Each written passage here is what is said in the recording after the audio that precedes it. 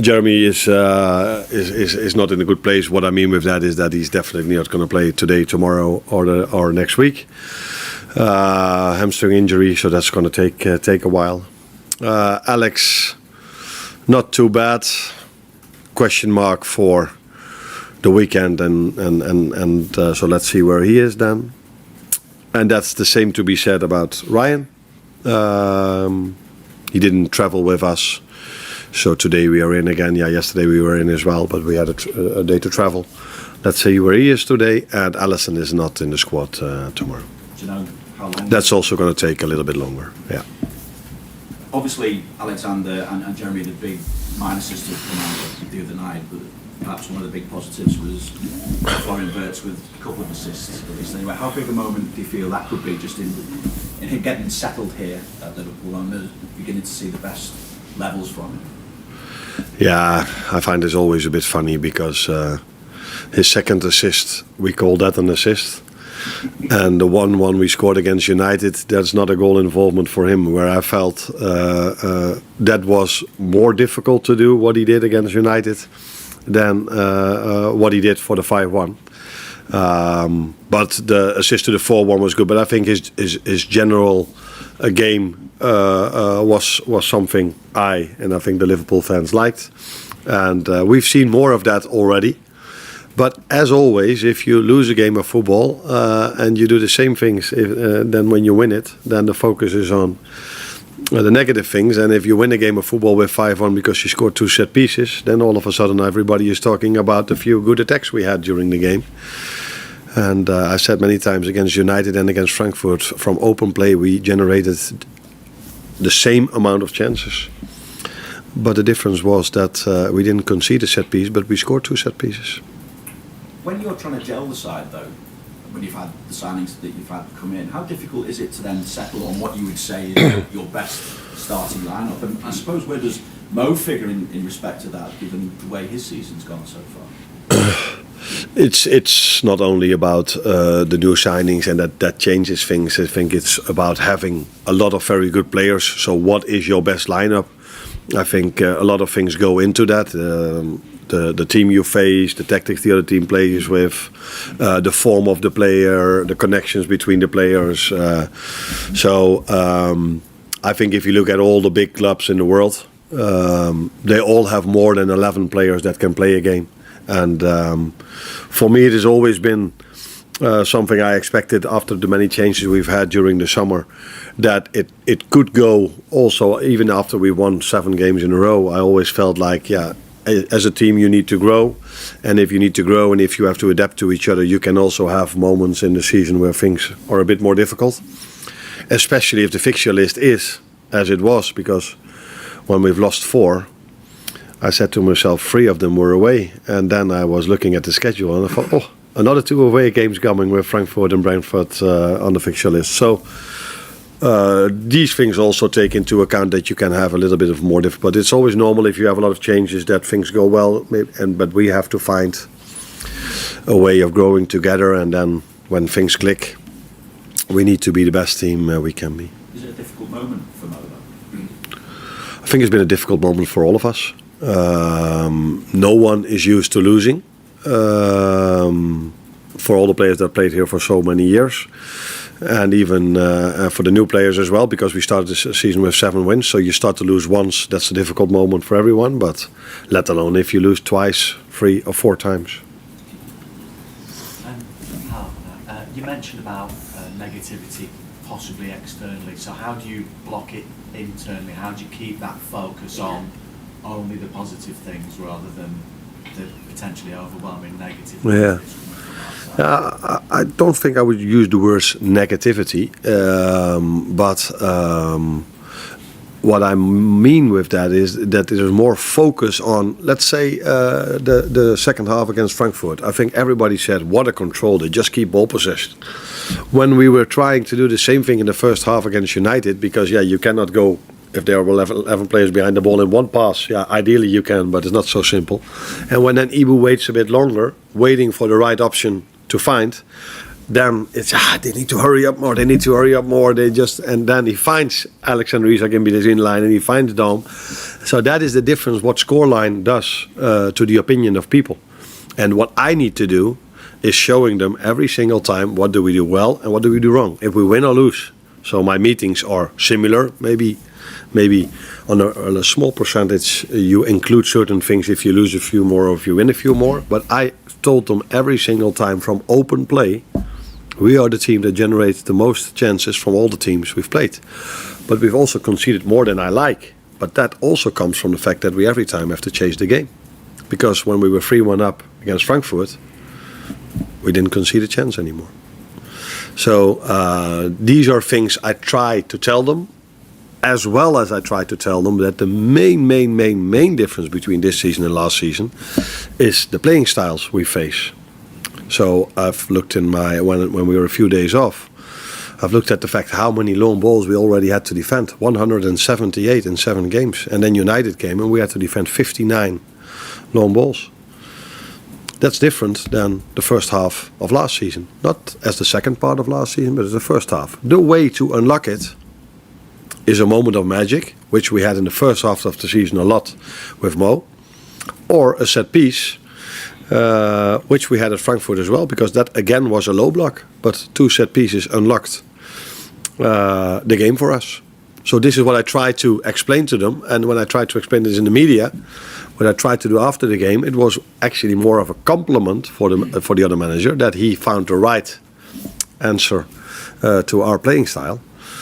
But I think, if I'm correct, if you inform me correct, that wasn't how people looked at it. I suppose more importantly for you, I mean, I know you can get all the information into your players mentally, but I also know there's a lot of emotional plays in there in terms of getting the heart as well. Vinny talked about how Mo might be feeling right now. So how do you get that bit as well as that bit, or do you need to? Are you happy that that's all sorted with them, and it is just now find a way to stop them? No, these are one of the things that you maybe you have different conversation with your players if you lost 4 times and if you won 4 times. So if you then go into the game, into the 5th one, the focus might be on we need to win. Yes, that's definitely what I would like us to do. But there's a way how you win games of football and focus on that. And so you do have conversations about if you won 4 times in a row, other things can be the challenge. That players think, we don't have to run that much anymore because we are so good. So that was last year the challenge. And if you lose a few times, then you need to keep telling them that they are on the right track. If you simply judge them on chances conceded, chances created, but that we are at this moment in a period where if we do one smart detail wrong, we immediately concede a goal. So we have to make sure we do 10 out of 10 times things perfect, where 9 out of 10 times is not enough at this moment of time. Normally 9 out of 10 times is enough to win a game of football. But you can arrive in a period where every time the other team gets his first chance, it's a goal. It happened against United, it happened against Frankfurt, and that some moments are a bit unlucky, like having a player on the floor and then with 10 men conceding a goal, these kind of things. So then if you are in a period of time like this, you need to aim for 10 out of 10. 9 out of 10 is not enough, so give this 5% more. Julie? And when you talk about then the long ball stats there and how many you've had to face, is it then people have found out how to play Liverpool, or is it better squads? And do you now think, well, we might have to change how we play? Why I've said for the first time what I said after the United game, because before that I still felt like because people ask me why was it difficult today, then if that is your question I have to answer it, why it's difficult, and the answer lies in the tactics of the other manager, which is a compliment to him. But why I didn't do that before, because I was like it's quite obvious that they all do it for a long time now, but I'm not 100% sure if every manager that we're going to face in the upcoming weeks knows this. But at a certain moment, it's so clear. Everybody does this. And even Now I've heard that when we played Frankfurt, there were talks between their staff and Glasner, who worked there, of course, and he explained them their way of playing, which is normal, that these things happen. So yeah, yes, we have to adjust, and that's what we've tried to do. That's also what I've told the players, and I can say this here as well. The last two times we faced a 5-4-1 against Palace and against United, we've created more chances than we did every single time we faced a 5-4-1 last season, low block. And the reason for that is that we've tried to adjust a few things in our playing style as well. And against Frankfurt, we again faced a 5-4-1, where I adjusted maybe even more. But that's not to say that was the reason that we created so much, because we created already a lot against United and against Palace as well. But so yeah, we have to find answers to that, and we're not the first team that happens. This happens. City experienced this for so many years, and they are very, very, very good in playing in these tight spaces. And there's something where what we need to do even better than we're already doing. And Curtis Jones completed 122 passes. I don't know if you know that. Apparently, it's the most by a Liverpool player in a Champions League game since 2003-04 season. I just wondered how much he has come on in the last 12 months and how integral is it to what you want to do? Yeah, I'm not so surprised that he touched the ball a lot, because I positioned him and Dom a bit lower because we missed out on Ryan. And we faced again a team that was playing in a very low block and didn't press us at all. So yeah, then if you then 3-1 up, you start to pass the ball because just waiting for them to come and then find a moment. That's always nicer than when you're 1-0 down and you face that low block, because then you need to take more risks. Curtis, since I'm here, I think his playing time went up. And there's a reason for that, because I like how he progressed. Is progressed the right word? Yeah. But still, with him, and the same questions you can ask about every player, he's in competition with 5 to 6 very good midfielders. And but it's good to see that he played a good game against Frankfurt, definitely. Carl? Just to go back to Mo, he's obviously coming under a bit of scrutiny at the moment just because of his current form. But as you said, he is getting the chances. So how do you explain the imbalance between the chances he's getting and the return he's getting? How do I explain that? Yeah, I mean, it's not like he's not having the chances. He's just No. probably not. I don't know, look, or he's just putting Yeah. a little bit sharpness. I don't know if that's sharpness or not. It's so difficult for me to say why this is. I could come up with a few reasons, which I'm not sure if that is the reason, but I think in general in football, players miss chances. And Mo is a human being as well, so we're not used to him missing chances, let alone a few games in a row, but these things can happen. What could have to do with, I have no clue if it does, but I could come up with it's easier maybe to finish a chance if you're 3-1 up than if you're 1-0 down. But maybe that's completely not true for him, but good. But I think the main thing is that Mo has always scored his goal for our club. And the last thing I worry about is Mo starting to score goals again, because that's what he done his whole life. And that's what I expect him to do in the upcoming weeks and months for our club as well. Down the right hand side, there's probably been more changes this season. You had 3 different right backs you played this season, and personnel changes. Do you think that has had any sort of impact on the game he plays? Could. Not particular, maybe the right fullback. Could, by the way, because he's maybe his whole Liverpool career he played with Trent. Maybe, yeah. So it could. But like you just said, I think he's been in promising positions often enough for him to score goals. But maybe with Trent even more, I don't know. But I think in general, for every player, if you have quite a few changes in your squad during the summer, then everyone needs to find new connections again, and that goes normally like this a little bit.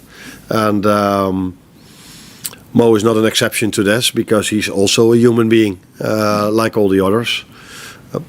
so it might have something to do with that.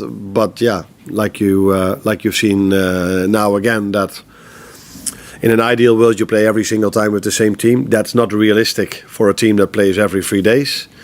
But even if you would want to, it wasn't possible because Jeremy Frimpong has been in and out with injuries a few times. Conor Bradley has been in and out with injuries. Let alone McAllister, who missed out on pre-season, and Alex. So I think this might be one of the reasons why we haven't been as consistent as we were last season. Sorry. Hi, Arne. I wanted to ask you about some of the tactics and the kind of changes you made. You mentioned for the Frankfurt game you made a few adaptations. I was just thinking about some of the new players and having them in the building for a little bit while longer now, having some train with them, play with them, understand what some are good at and what maybe not so good at. Have you been influenced to maybe try new things based on what you've seen from them, or are you more looking at what your opponents are giving you? A bit of everything, I would say. But it was maybe the first time also that there was an opportunity to play with Alex and Hugo both, because of Alex missing out for so long. And we thought this was the first time that he was ready to play twice in a row. So that is also an extra reason. But yeah, you always look at the opponent you face, and against Frankfurt, I thought that they might be a bit vulnerable in and around their centre backs when it comes to pure speed, fast. And if there's one thing you can say about Alex and Hugo is that they are fast, especially after seeing the first goal Hugo scored. So yeah, I don't think we've did so many things different. The only thing we maybe changed was, instead of playing with a 9 and 10 behind each other, they were closer to each other with 2 number 9s. We still had one winger on the left side with Cody Gakpo, and our right winger, Florian Wirtz, who I hardly played as a right winger, had more of a free role, but small margins were, I think, different to that. For the rest, I think we've mainly played similar to how we've played last season, with maybe the difference that certain new players bring different characteristics. Michael? Can I just ask about Keegan Kelleher? It's obviously the first time Yeah. he's come up against him on Saturday. I know you're obviously disappointed to lose him in the summer, but are you pleased that he has actually gone on elsewhere, become a number 1 for a Premier League club, having been at Liverpool for so long? Yeah. Sorry for the club. Yeah, maybe a goalkeeper is an exception, but in general, I don't think it's a healthy situation for a player to be on the bench longer than a year, or miss out on many games in a year and then go into a next season. It's so hard for them to keep giving everything on a daily basis. So that was also one of the reasons why we thought it was best for Gerard Kwan, for Harvey Elliott to find another club. For Queef, like I said, the goalkeeper is a bit of a guess, but he did this for so many years that he felt it was time for him to start playing, and he's shown that he's right, because he does really, really well. But although I haven't worked with him, we're also going to face Jordan Henderson, who, as I've been told, is the only Liverpool captain that lifted every trophy. 6 trophies. 6 trophies. So not every, so 6. Because ones remaining. Which Some one? competitions remaining. Okay. So, and I don't know if that's funny, but in Holland they cannot stop about talking how much Ajax is missing Jordan Henderson. So that tells you how important he was for Ajax and how important he's been for Liverpool and how important he now is for Brentford. Well, last one, sorry. Oh. Sorry, Milos Kerr has started every league game so far. What's given him the edge over Andy Robertson since he arrived, and what do you make of Kerr at the start? What's giving him the edge over? I don't think that's a place for me to say this over here, because then I have to say something about Robbo as well. The reason why we brought him in, that I can tell you, is that he's bringing a lot of energy to the game, keeps going up and down, and he's very well in defending the 1v1 situations against his wingers as well. So defensively solid and a lot of energy making the overlaps. For me, he's been a bit unlucky that Cody has used mainly his biggest strengths of coming inside and hitting the target. But we've shown Cody as well that there were a few moments that maybe playing the ball towards Milis would have been a better option. So we again an example of two players playing together that need to find their connection even better than they already do. So yeah, that's why we brought him in, and I think that's better answer to your question than starting to compare him with Robbo. Yeah.